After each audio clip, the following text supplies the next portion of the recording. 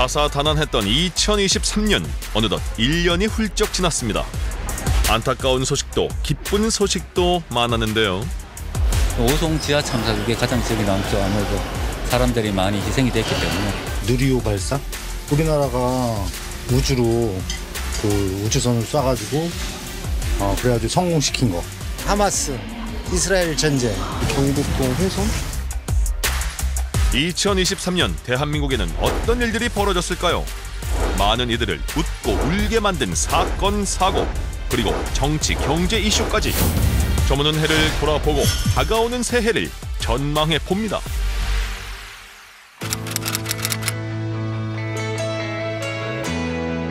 지난 5월 정부는 코로나19 위기 단계를 심각에서 경계로 하향 조정했습니다. 국내 첫 환자가 나온 지 3년 4개월여 만에 본격적인 엔데믹에 돌입한 건데요. 이제는 국제적 비상사태에서 벗어나 장기적인 관리 단계로 전환할 준비가 되었음을 의미합니다. 코로나19라는 긴 터널을 벗어나며 한국 경제가 기지개를 켤 거라는 전망이 우세했습니다. 아무래도 외국분들이 조금 들어오시면서 조금 나아지지 않았나, 많이 나아지지 않았나 싶어요. 진짜 코로나 3년은 정말 힘들었거든요, 저희. 경제적으로는 여전히 많이 위축된 것 같아요. 다시 회복하는 데에 좀 어려움이 있고. 하지만 수출 감소와 내수 부진의 이중고가 우리 경제의 발목을 잡았습니다. 한국은행과 IMF 등은 2023년 우리나라 경제 성장률을 1.4%로 진단했는데요.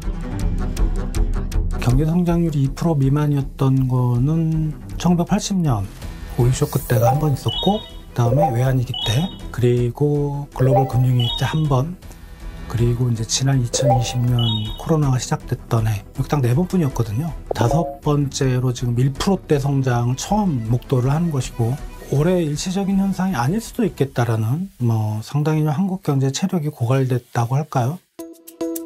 반도체 업황 악화에 대중국 수출 부진이 겹치면서 2023년 우리나라 수출 규모는 전년 대비 7.8% 줄어들었습니다. 한편 5% 넘게 치솟았던 소비자 물가는 다소 주춤해졌지만 여전히 높은 수준인데요. 정부는 이른바 빵 서기관, 라면 사무관 등 물가관리 전담자를 지정하며 밀착 관리에 나섰는데요. 하지만 여전히 잡히지 않는 고물가는 민생에 큰 위협이 되고 있습니다. 기준금리는 1년 내내 3.5%로 동결됐습니다. 경기 침체 우려에 금리를 묶어둔 건데요. 이에 따라 미국과의 기준금리 격차는 역대 최대 폭인 2%포인트를 유지하게 됐습니다. 2024년은 경제 상황이 다소 개선될 것으로 보이는데요. OECD는 우리나라의 경제 성장률을 2.3%로 전망했습니다. 내년도도 저성장인 건 분명합니다. 숫자상으로 2%를 넘겼지만 까딱 잘못하면 1%대 후반도 나올 수 있는 상황이고, 그리고 내년 연간으로 놓고 봤을 때 한국 경제가 제일 위험한 시기는 상반기라고 생각이 됩니다. 미국과 중국 경제가 동반 침체될 가능성이 있고, 또 상반기에는 그때 한은이나 이런 쪽에서 금리나 액션을 취하지 않을 거기 때문에. 한편 급격히 얼어붙었던 부동산 시장은 더딘 회복세를 이어나가는 모습인데요.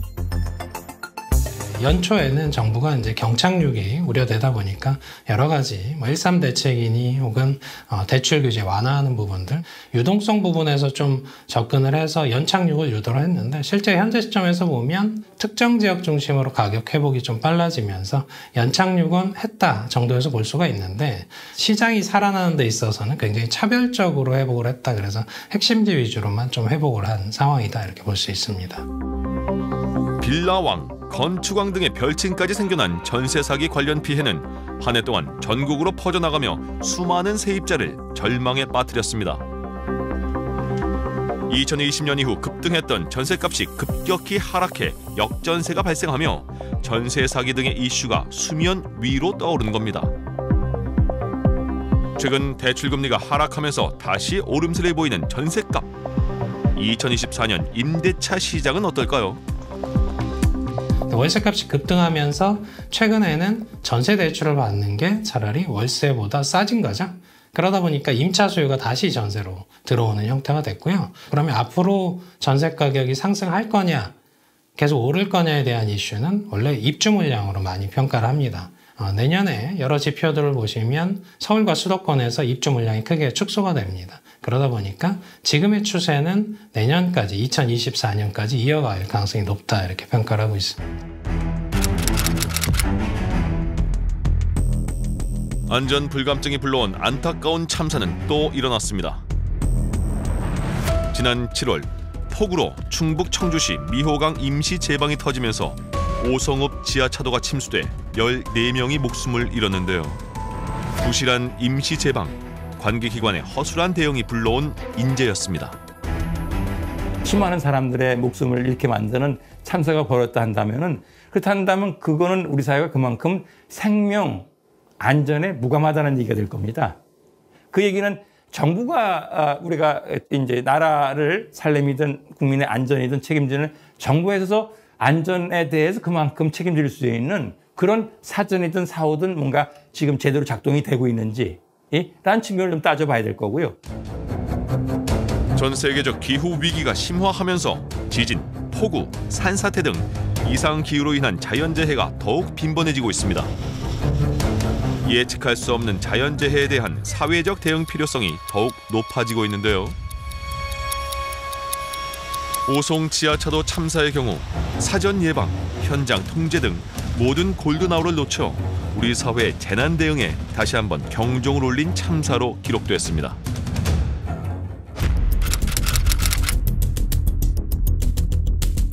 많은 국민을 공포에 떨게 한 흉악범죄도 잇따랐습니다. 서울 신림역, 성남 서현역 등 대낮 번화가에서 무차별 흉기를 휘두르는 사건이 연이어 발생했는데요. 이후 살인 예고 협박글이 유행처럼 번지며 시민들의 불안감은 흉기 난동 5인 신고 소동으로 이어지기도 했습니다. 번화가나 이런 곳에 외출하기가 좀 너무 무섭고, 당분간은 좀 외출을 삼가해야겠다. 사람도 많다 보니까 이게 항상 불안해지는 거는 어쩔 수 없고. 과외 앱으로 알게 된 또래 여성을 무참히 살해한 후 시신을 훼손한 정유정 사건 또한 세간을 경악해 했는데요. 흉악범죄 피의자인 조선, 최원종, 정유정 등이 모두 다양한 이유로 사회에서 고립된 은둔형 외톨이였다는 사실이 밝혀지면서 이에 대한 논의가 이루어지기도 했습니다. 굉장히 좀 소외당하거나 어떻게 보면 사회에 가장 어떻게 보면 궁핍이라든가 불안정 등으로 눌려있는 사람이 그걸 뭔가 헤어날 길이 없는 가운데 그걸 이제 범죄로 누군가한테 아무튼 자기의 분노나 자기의 쌓인 것들을 이렇게 폭발시키는 그런 방식으로 이제 표출되는 문제에 이르지 않은가라는 생각을 하게 되고요. 이 밖에도 서울 강남 한복판에서 일어난 납치 살해 사건, 출근 시간 도심 공원에서 일어난 성폭행 살해 사건 등 충격적인 흉악범죄가 많았는데요. 때와 장소를 가리지 않는 범죄 행각은 치안에 대한 불안감으로 이어졌습니다. 범인들의 그 무모하기도 하면서도 정말 그 주의를 전혀 의식을 하지 않는 그런 행동들이 일반 국민들로 하여금 이것은 내가 출근을 하면서도 저런 피해를 당할 수도 있고 또는 서울 한복판 강남에서도 저런 피해를 당할 수도 있겠다라고 하는 소위 그 두려움의 감염 또는 전파라고 하는 그런 측면에서 우리 사회를 상당히 불안하게 만든 그런 요소로 작용했다고 봅니다. 경찰은 시민 불안을 잠재우기 위해 특별 치안 활동을 선포하고 무장한 경찰 특공대와 장갑차까지 배치했는데요. 스스로를 지킬 수 있는 호신용품 수요까지 급증한 상황. 이보다 흉악범죄를 사전에 막을 수 있는 사회 안전망, 복지 사각지대 해소 등 근본적 대책이 절실한 때입니다. 서울의 한 초등학교에서 초임교사가 극단적 선택으로 숨지는 일이 발생했습니다. 학부모들의 이른바 악성 민원이 돌을 넘고 있습니다. 지난 1년 우리 사회의 가장 큰 화두 중 하나는 무너진 교권과 악성 민원이었습니다. 극단적인 선택을 한 신규 교사가 학부모 민원에 시달렸다는 의혹이 제기되면서 교직 사회의 고발이 본물 터지듯 폭발했습니다. 선을 넘는 말들로 감정을 쏟아내시는 학부모님의 연락을 받으며 손이 떨리고 가슴 뛰던 불안해서 잠을 못 자던 일들이 제게도 있었습니다. 제 개인 번호로 연락이 오시고 시간 관계없이 민원을 넣으시고 욕설을 하시는 분도 있었고, 교사들은 단체 집회와 연가 투쟁 등으로 무너진 교권을 바로 세울 수 있는 대책을 촉구했습니다. 일부 부모들의 악성 민원에 이제 비롯되는 문제이긴 하지만은 다른 한편으로는 사실 교권이 무너졌다라는 거, 교육 현장이 무너졌다는 거, 공교육 현장이 무너졌다는 그런 현실이 스스로의 어떤 그런 한탄스러움이 아주 교사들의 보기 드문 그런 집단 행동으로까지 표출이 된 거죠. 이는 교사의 정당한 생활 지도에 아동학대 면책권을 부여하는 내용 등을 담은 교권보호 4법을 만들어냈는데요. 내 권리만 내세우는 악성 민원에 대한 성찰, 그리고 건강한 교권과 학생 인권에 대해 그 어느 때보다 치열하게 고민한 계기가 됐습니다.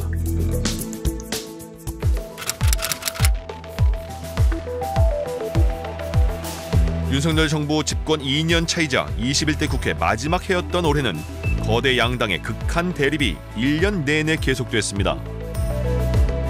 행정안전부 장관 이상민 탄핵소추안은 가결되었음을 선포합니다. 거대 야당은 168석의 의석수로 단독 처리와 탄핵, 해임 건의안으로 정부와 여당을 압박했습니다. 현직 국무위원인 이상민 행정안전부 장관 탄핵소추안, 국무총리 해임 건의안, 현직 검사에 대한 탄핵소추안이 국회 문턱을 넘은 건 모두 헌정사 최초입니다. 탄핵, 해임 건의, 이런 얘기들이 사실 정치권에서 굉장히 좀 생경스럽고, 사실은 이게 근기 시대에 있던 그런 이야기들이 많았는데, 올해는 무슨 일상화에 대한 언어처럼 이렇게 많이 부각되고 했던 게, 전 정말 이게 국민들이 많이 좀 우리 정치가 너무 극단화되어 있다는 것을 실증적으로 느끼지 않았나 그런 생각이 들고요. 정부는 국회를 통과한 법안의 거부권으로 맞서면서 강대강 대치를 이어갔습니다.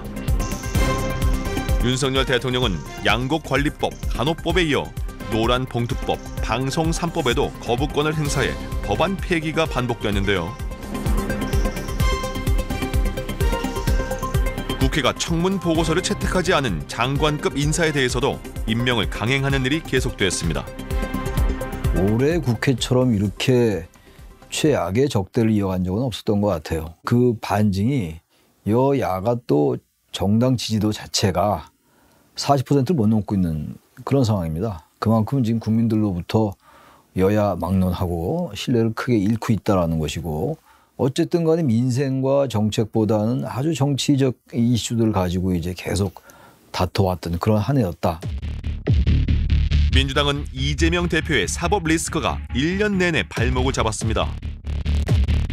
성남FC 후원금, 대장동 개발 특혜 등의 의혹으로 2023년에만 총 6차례 검찰 포토라인에 섰는데요. 이는 제1야당 대표 체포동의안 표결이라는 초유의 사태로 정점을 찍었고 결국 가결됐습니다. 가결되었음을 선포합니다. 최종적으로 이러한 이제 혐의들이 대법원에서 유무죄가 어떻게 가릴지는 알 수가 전혀 없어요. 그러나 중요한 건 어쨌든 제1야당의 대표가 계속적으로 사법적인 문제에 노출돼 있다는 거, 이건 대단히 정상적이지는 않다. 그러다 보니까 방탄 정당이니 방탄 국회니 이런 얘기 계속 나오는 거 아니겠습니까? 이 자체가 큰 리스크예요, 사실은. 국민의힘은 서울 강서구청장 보궐선거에서 큰 표차로 참패하자 총선 위기론에 빠졌습니다.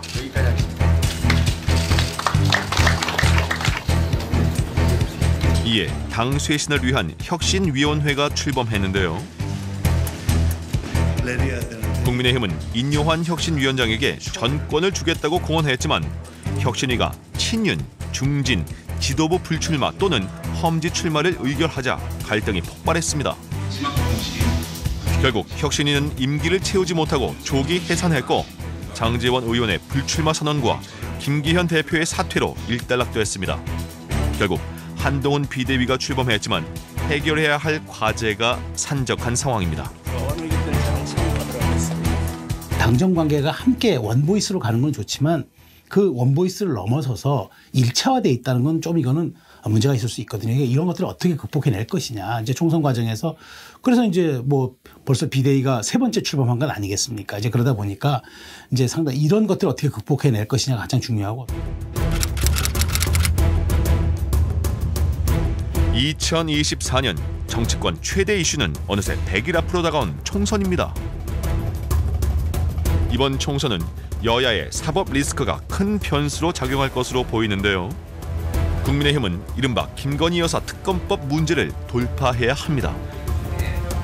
더불어민주당은 이재명 대표뿐만 아니라 전당대회 돈봉투 사건으로 송영길 전 대표가 구속되며 또 다른 위기에 직면했습니다. 현역 의원이 줄 소환된다면 그야말로 총선 최대 변수가 될 수도 있는데요. 이준석, 이낙연 등 제3지대 신당 창당과 연대 가능성도 큰 변수 가운데 하나입니다. 신당의 파급력에 대해서는 여러 의견이 나오는데요. 신당이 이제 나올 수 있는 여건은 충분하죠. 중도층이나 무당층이 30-40%가 지지한 정당이 없다고 하니까 선거가 다가오면 점점 줄어들긴 하겠죠. 양대 정당으로 수렴되겠습니다만 과연 이 신당들이 성공하기 위한 조건이 구비되어 있는가? 과거 같은 경우는 이제 뭐 대권주자가 출중한 대권주자가 있다거나 지금 특정한 지적을 바탕으로 한다거나 이런 건데 지금 그런 건 좀 부족한 것 같아요. 국민이 이게 시대 정신일 수도 있겠다라고 하는 아젠다를 가져올 경우에는 제3지대 영역이 아마 좀 파괴력을 갖겠지만 그렇지 않고 단순히 반윤석열, 반이재명에 대해서 우리 깃발 들 테니까 우리 텐트로 모이시오라고 할 경우에 저는 이거는 동력이 약해진다고 봐요. 총선을 100여일 앞두고 등판한 한동훈 비대위. 주류 기득권 교체에 이어 당 안팎에서 거론되는 수직적 당정 관계 문제가 최대 혁신 과제입니다. 지금의 국민의힘은 과하게 지금 용산에 의해서 종속 변수를 기능하고 있다는 측면이 분명히 있습니다. 국민들이 어떠한 것을 지금의 여당이나 대통령에게 불편하게 생각하느냐를 정확하게 얘기할 수 있는 정당이 되는 게 그게 바로 일반 수직적 당정관계의 혁신이거든요. 윤 대통령을 지지했던 사람들이 왜 떠나고 있는가를 그걸 지적할 수 있어야 돼요. 이재명 대표의 체포 동의안 가결로 드러난 민주당의 계파 갈등 역시 넘어야 할 산입니다. 친명과 비명, 주류와 비주류의 극심한 대립, 강성 지지층에 의한 이른바 배타적 팬덤 정치는 민주당의 고질적 문제로 지적되고 있습니다. 586 세력과 친명 세력이 어디까지 정말 내려놓고 헌신할 것인가. 이거 중요합니다. 왜냐하면 586 정치인들이 계속 약진할 경우에는 여당이 시대교체라는 프레임을 들고 나올 수도 있습니다. 당신들의 시대는 끝났다라는 그 프레임. 그러면 이건 굉장히 리스크가 될 수 있기 때문에 민주당이 관리해야 될 지점이고. 한 해 줄곧 얼어붙었던 남북관계는 여전히 실마리를 찾지 못한 채 경색 국면을 이어갔습니다. 핵과 미사일 기술 고도화에 열중한 북한은 위성 발사도 3번이나 시도해 결국 우주 궤도에 올렸는데요. 이에 대해 우리 정부가 9.19 군사 합의의 효력을 정지하자 북한은 아예 전면 파기를 선언했습니다. 군사적 긴장과 충돌을 방지하기 위해 취하였던 군사적 조치들을 처리하고 군사 분계선 지역에 보다 강력한 무력과 신형 군사 장비들을 전진 배치할 것이다. 북한은 군사 정찰 위성 만리경 1호가 주한 미군 기지는 물론 미국 본토 해군 기지 촬영에도 성공했다고 주장하며 군사적 긴장감을 더욱 고조시켰는데요. 한미 정상도 북한의 무력 도발과 북러의 외교적 밀착에 대한 대응에 나섰습니다. 지난 4월 미군 전략 자산을 한반도에 더 많이 배치하기 위해 핵 협의 그룹을 창설하고 이에 대한 내용이 담긴 워싱턴 선언을 발표했습니다. 한미일 안보협의체의 발족은 큰 외교적인 성과로 판단이 됩니다. 왜냐하면은 북한의 이 도발이 급증하고 있는 상황이었었고 그런 급증하는 북한의 도발을 중국과 러시아가 수수방관하고 그다음에 비호하고 있던 상황이었기 때문에 단지 이제 그러한 과정을 겪으면서 모든 것이 다 좋기는 어렵지 않습니까? 그래서 한중 관계가 많이 악화가 됐고 또 러시아의 관계를 관리하는 것이 숙제로 떠올랐는데요. 지난 2018년 일본 기업의 강제징용 배상 책임 판결로 냉각된 한일 관계는 급속도로 방향을 바꿨습니다. 정부가 제3자 변제 방식을 해결책으로 내놓으면서 양국의 수출 규제 조치 등이 취소됐는데요. 일본에 대해서 어쨌든 그 셔틀 외교를 복원했다라는 거, 전 그 부분은 성과로 봅니다. 적대적하는 건 한계가 있어요. 우리도 그렇고 일본도 그렇고. 그래서 그 부분을 풀었다는 건 전 일정 부분 전 긍정적으로 보는데 강제동원 문제라는 이런 문제에 대해서 너무 할 말을 못했다.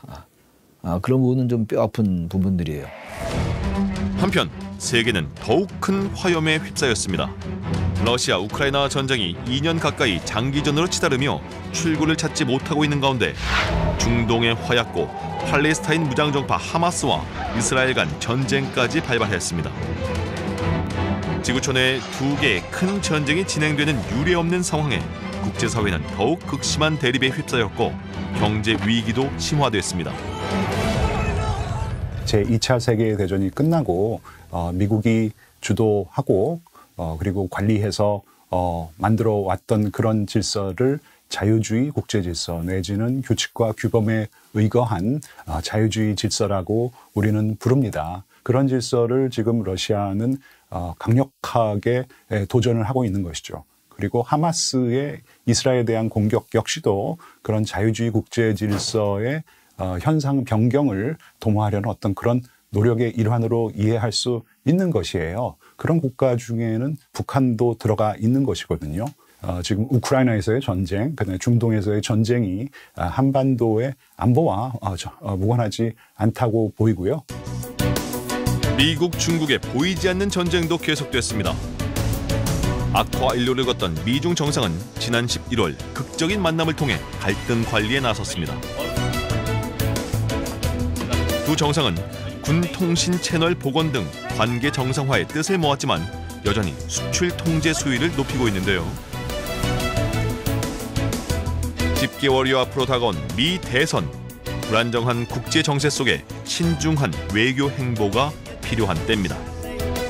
그동안 이 세계화라는 과정을 거치면서 국가의 정체성과는 크게 상관없이 많은 국가들이 참여해서 하나의 글로벌 공급망이라는 것이 형성이 되었는데 미중 전략 경쟁이 본격화되면서 그러한 글로벌 공급망이 지금 교란되고 있는 상황입니다. 한국의 경제 이익을 우리가 조금 더 수호할 수 있는 그런 방안에 대해서 조금 더 집중해야 될 때라고 생각합니다. 짙게 내린 어둠을 걷어내고 새로운 해가 힘차게 떠오르고 있습니다. 2024년 갑진년은 동방의 수호신으로 불리는 청룡의 해인데요. 용의 기운으로 모든 이의 꿈과 소망이 힘껏 날아오르는 2024년이 되기를 기원합니다. 경제가 확 살아나고 온 국민이 좀 평화롭고 월급이 많이 오르는 게 그게 제일 소망입니다. 선거가 끝나도 처음에 그 마음을 잃지 말고 계속 서민을 위한 정치를 했으면 좋겠습니다. 모든 사람 다 건강했으면 좋겠습니다. 국민이 용처럼 막 새벽에 승천하는 것처럼 5천만 우리 대한민국 국민이 쫙 승천해서 내년에는 대한민국 운이 대통했으면 좋겠습니다.